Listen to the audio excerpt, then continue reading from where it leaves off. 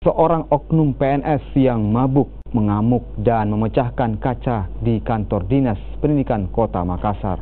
Polisi pun langsung menciduk oknum PNS ini ke Polsek Rapocini. BR, salah satu oknum pegawai negeri sipil Dinas Pendidikan Kota Makassar ini mau tak mau harus digelandang ke kantor polisi lantaran mengamuk dan memecahkan kaca kantor. Pelaku yang mabuk menendang kaca kantor hingga menimbulkan kegaduhan.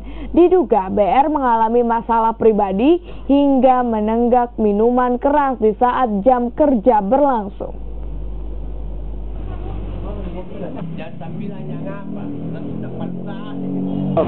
Yang jelasnya yang dirusak ini kita saksikan sendiri pintu utama dari kantor Dinas Pendidikan Kota Makassar. Namun setelah kami terima laporan, kami langsung respon, kami menindaklanjuti, kami datangi TKP, kemudian mengamankan salah seorang yang dimaksud.